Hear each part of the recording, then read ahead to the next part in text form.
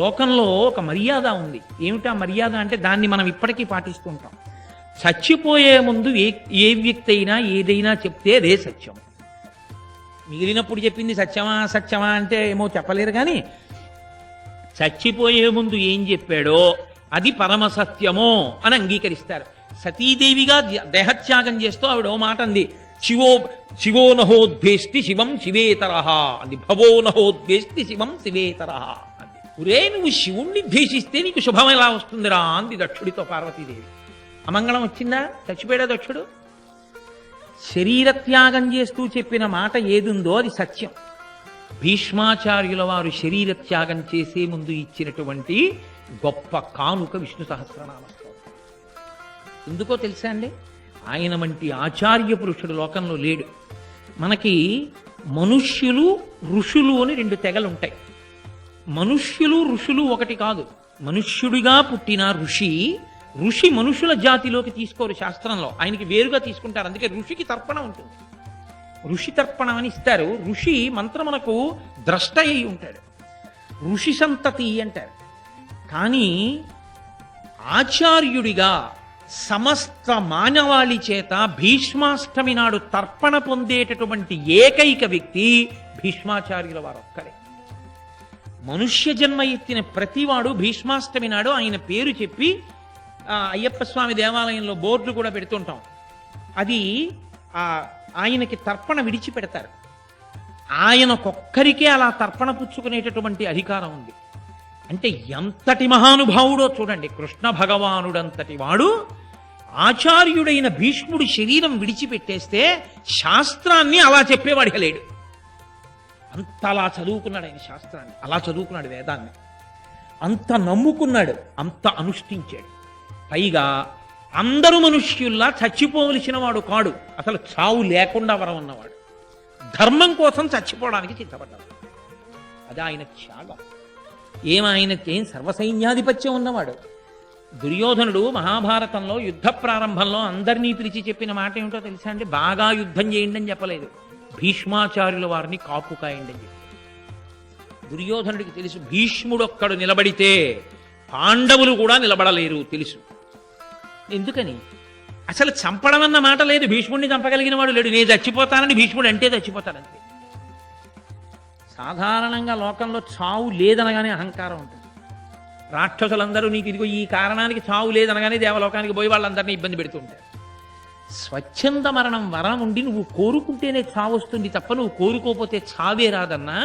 ఇంకా 997 నామాలు ఉన్నాయి.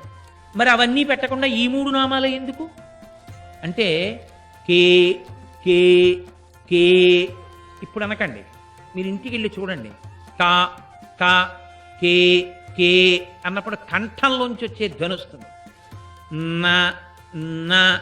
నాలుక పైన తగిలితే వచ్చే ధ్వని వస్తుంది. ఒక సంవత్సరం పాటు కడుపు నిండేటట్టుగా కాకినాడలో మహాభారతం చెప్పుకుందాం అనుకుంటున్నాం. అందుకే కాబట్టి అదిగో ఆ శాంతి పర్వం అనుశాసనిక పర్వంలో మాట్లాడుతూ ఇక తాను ప్రాణములను శరీరము నుంచి ఉద్గమింప చెయ్యాలనుకున్నాడు, విడిచిపెట్టేద్దాం అనుకున్నాడు. అనుకుని ఎదురుగుండా నిలబడినటువంటి కృష్ణ భగవాను ఆపాదమస్తకం ఒక్కసారి చూస్తూ ఇదే రేపు లోకానికి రక్షణ కావాలి, ఇదే రేపు అందరూ భగవాను చేరుకోవడానికి మార్గం కావాలి. ఇక్కడ అధికార అనధికార అన్న 2 మాటలు లేవు. అందరూ నామం చెప్పచ్చు. కాబట్టి అందరికీ పనికొచ్చేటటువంటి సహస్రాన్ని లోకానికి అందిస్తానని కారణజన్ముడు, అష్టవసువులలో ఒకడైనటువంటి మహానుభావుడు, దీర్ఘాయుష్మంతుడు, వేదాంగములు చదువుకున్నటువంటి భీష్ముడు ఎదురుగుండా శ్రీమన్నారాయణ స్వరూపాన్ని నిలబెట్టుకుని కన్నులతో తాగుతూ యోగ విద్య చేత చైతన్యాన్ని ఉపసంహారం చేసేసి శరీరము నుండి ప్రాణములు నిర్గమించే ముందు చెప్పినటువంటి ఆఖరి స్తోత్రం విష్ణు సహస్రనామ స్తోత్రం. కాబట్టి అది ఎంత సత్యమో ఆనాడు సతీదేవి చెప్పిన మరణవాంగ్మూలం ఎటువంటిదో భీష్ముని మరణవాంగ్మూలము విష్ణు సహస్రనామ స్తోత్రము. అందుకే ఈశ్వర శాసనం అయితే తప్ప ఆచార్య అనుశాసనము జరగనివ్వలేదు. అందుకని భీష్ముడు మొదట గీత అయితే తప్ప ఆయన చెప్పడం. గురువైనటువంటి వాడు ముందు ఈశ్వరుడు మాట్లాడినవేవో బాగా తెలుసుకుని తాను వాటిని బాగా నమ్మి విశ్వసించి జీర్ణం చేసుకుని ఆచరించి తన శిష్యులతో ఎప్పుడు చెప్పినా వేదప్రోక్తమైన విషయాలు చెప్పాలి తప్ప తన పుర్రికి పుట్టినటువంటి విషయాలన్నీ తీసుకొచ్చి లోకం మీద రుద్దకూడదు. అలా చెప్పే అధికారం ఏ గురువుకి లేదు. ఒక్క శాస్త్రం చెప్పినదేదో, వేదం చెప్పినదేదో అది మాత్రమే ప్రమాణం అంతే తప్ప వేదము చెప్పనిది ఏదీ ప్రమాణం కాదు. వేదము అంటే ఈశ్వరుని యొక్క వాక్కు, అదే మనకి ప్రమాణం. కాబట్టి అదిగో అప్పుడు వచ్చింది విష్ణు సహస్రనామ స్తోత్రం. అంత పరమపావనమైన విష్ణు సహస్రనామ స్తోత్రము కృష్ణుడు ఎదురుగుండా నిలబడి ఉండగా జగద్గురువైన కృష్ణుణ్ణి దర్శనం చేస్తూ జగత్తుకి ఆచార్యుని వంటి స్థాయి పొందినటువంటి భీష్ముని నోటి వెంట మరణానికి ముందు వస్తే మరొక జగద్గురువైనటువంటి శంకర భగవత్పాదుల చేత భాష్యాన్ని పొంది త్రివేణీ సంగమమైంది. అందుకే విష్ణు సహస్రనామ స్తోత్రాన్ని చదువుకోవడము అంటే పరమేశ్వరుణ్ణి చేరుకునేటటువంటి మార్గంలో ప్రయాణం చేసేది.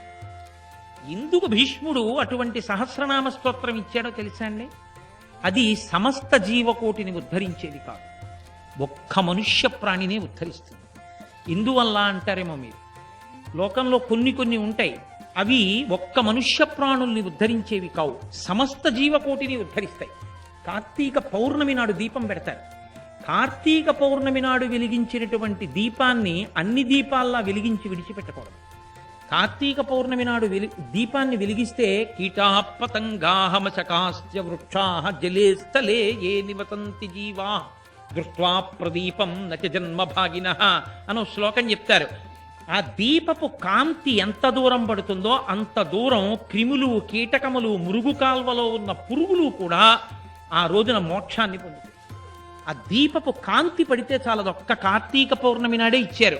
అందుకే గుత్తి దీపాలన్నీ కార్తీక పౌర్ణమి నాడు ఎందుకు పెడతారంటే ఇంటి దీపం లేకుండా ఉండకూడదు. ఒకసారి కట్టి గృహప్రవేశం చేస్తే మీరు ఏదైనా ఊరిడితే ఇంటి తాళాలు మీ ఇంటి పురోహితుడికి ఇచ్చి అయ్యా దీపం పెట్టి నైవేద్యం పెట్టండి అని చెప్పాలి. మీ నాన్నగారు ఇంట్లో ఉంటే వదిలేసి పెడతారా? ఇంటి పరిపాలకుడైన స్వామి పూజామందిరంలో ఉన్నాడు, తాళం వేసి ఎలా వెళ్ళిపోతారు? అలా 365 రోజులు ఇల్లు ఉండిపోయిందేమో, ఆ దోషం పోవాలి కాబట్టి అలా దీపం లేకుండా ఇల్లు విడిచిపెట్టేసేది ఒక ప్రత్యేకమైన స్థితిలో వదులుతారు. ఎక్కువ నీళ్లు పోయకుండా మినపగింజ ములిగినంత నీరు మాత్రమే పుచ్చుకుంటూ ఈ 3 నామాలే చెప్తారు.